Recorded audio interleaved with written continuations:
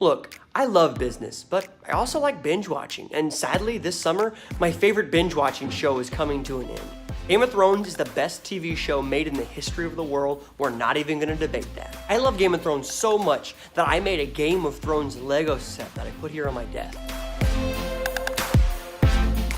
With the final season set to premiere this month, we have to accept the reality that soon this story's gonna end. Before you LinkedIn internet trolls and police come out and say, this isn't the kind of content that belongs on LinkedIn. False. This is the kind of content that should be on LinkedIn. Because when I'm not thinking about my professional life, I often find inspiration for it.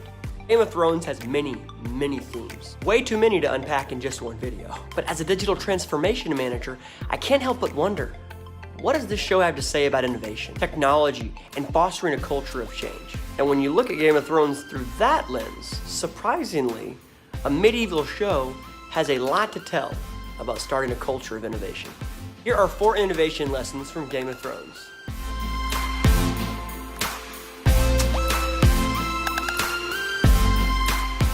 If you haven't learned the importance of having a good strategy and that you need to strategize after watching Game of Thrones, I don't think you've been watching Game of Thrones. Throughout the entire series, the people of Westeros are constantly trying to fight for who will sit on the Iron Throne.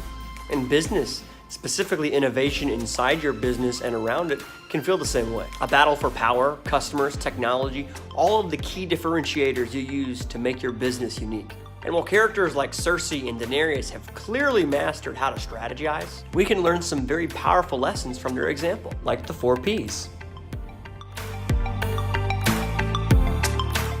Both Cersei and Daenerys understood this perfectly by being able to identify a problem, know who to partner with, how to pilot against those problems, and then when to pivot. Similarly, in your own organizations, you should also be able to identify a problem, figure out ways to pilot against them, pivot when you're doing the right or wrong things, and know when it's time to partner with someone that's bigger or better than you. In 1980, natural food grocer John Mackey took this approach, and he decided to partner with his crosstown rival, Clarksville Natural Grocery Store. You may have heard of them, Whole Foods. One of the show's most fascinating characters is Varys. He has no money, no power, no land, but he does have one very important resource: influence. He literally advises every major leader in the entire show. When it comes to your organization, what type of influence do you have? Perhaps more importantly, if you've got a bad reputation, what other social influencers are you going to use to help change the culture of innovation? Like Varys, you may feel you're at the bottom of the social ladder, but that doesn't have to be the case forever. There's no microwave to make yourself an influencer in your organization. It's hard work. You have to do the work. And like Varys, through connecting with the right people, creating valuable information, and then creating different networks between the two, you too can become an influencer. The Stark family is a fan favorite, and apparently George R.R. Martin's favorite people to kill.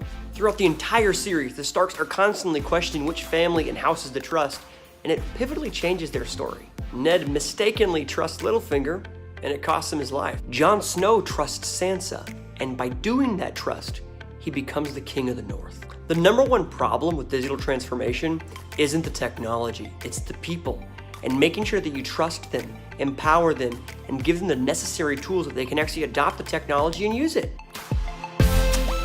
Innovation can come from the most unlikely of places, and never is that more apparent than in the Battle of the Blackwater Bay. Seeing a massive defeat on his hand, Tyrion knows he can't outpower his enemy, but he can outsmart them. Instead of shooting flaming arrows or swinging a sword over his head, Tyrion crafts a very critical and beautiful strategy to send out ships armed with explosives and vanquishes the entire enemy's fleet. It's single-handedly one of the most beautiful battle enactments in the entire series, and it comes from the most unlikely of heroes. Sound like something familiar? Frito-Lay Company believes in this, and when their president sent out an email to all employees saying, hey, do you have any idea? It wasn't the geniuses in R&D that came up with their next top-selling product.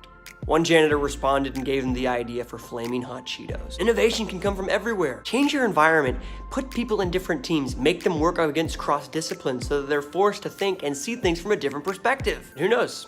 It may help you sit on the Iron Throne. We didn't even talk about White Walkers.